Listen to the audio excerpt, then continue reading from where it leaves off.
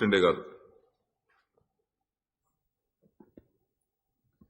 తెలంగాణ రాష్ట్ర 2వ శాసనసభకు నా రాజకీయ గురువు అయినటువంటి మీరు సభాపతిగా ఎన్నికైనందుకు మనస్ఫూర్తిగా శుభాకాంక్షలు తెలియజేస్తూ, నా రాజకీయ గురువు గారికి ఇంతటి అత్యున్నత స్థానం కల్పించినటువంటి గౌరవ ముఖ్యమంత్రి కేసీఆర్ గారికి శిరస్సు వంచి ధన్యవాదాలు తెలియజేస్తా ఉన్నాను. అధ్యక్ష,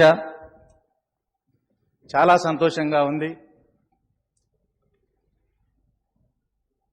నా రాజకీయ ప్రవేశానికి మీరే నాంది, నా రాజకీయ గురువు గారు.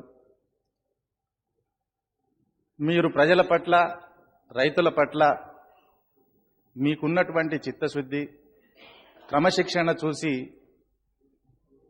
మా గురువు గారికి తగ్గ శిష్యుడిగా నేను కూడా మంచి పేరు తెచ్చుకోవాలనే ఉద్దేశంతో జుక్కల్ నియోజకవర్గంలో మీ ఆశీర్వాదంతో వరుసగా 3 సార్లు ఎమ్మెల్యేగా గెలవడం, అది మీరు నాకు రాజకీయ ప్రవేశానికి చూపించినటువంటి దారి మూలంగానే ఈ సందర్భంగా మనవి చేస్తా ఉన్నాను.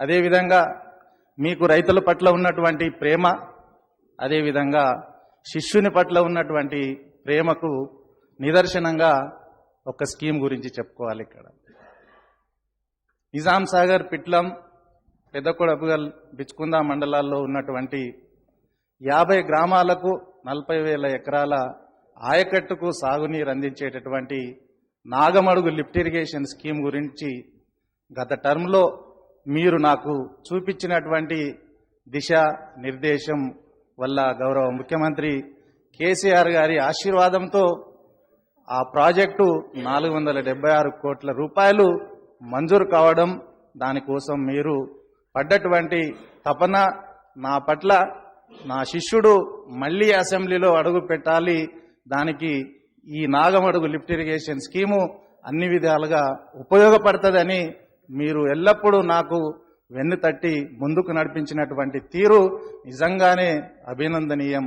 నిజంగా ఈరోజు మేము, మా కుటుంబ సభ్యులు, అదేవిధంగా మా జుక్కల్ నియోజకవర్గ ప్రజలు కూడా చాలా సంతోషంగా ఉన్నాం. ఎందుకంటే పక్క కాన్స్టిట్యున్సీ అయినటువంటి మీరు మా నియోజకవర్గానికి ఒక పెద్ద దిక్కుగా అన్ని విధాలుగా ఎల్లవేళలా ఎల్లప్పుడూ ఏ ఆపద వచ్చినా, ఏ కష్టం వచ్చినా మీరు ఒక పెద్ద దిక్కుగా పెద్దగా ఆదుకున్నటువంటి ఆత్మబంధువు మీరు.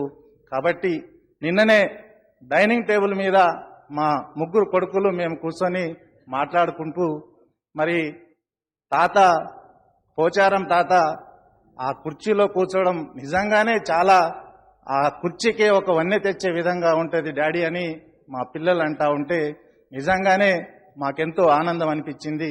అదే కాదు, మరి మా పిల్లలకు ఒకటే అన్నా, మరి సార్ అంటే ఏమనుకుంటున్నావు, సార్ అంటే అట్లా ఉంటుంది, సార్ అంటే ఎవరు, మా సీఎం సార్.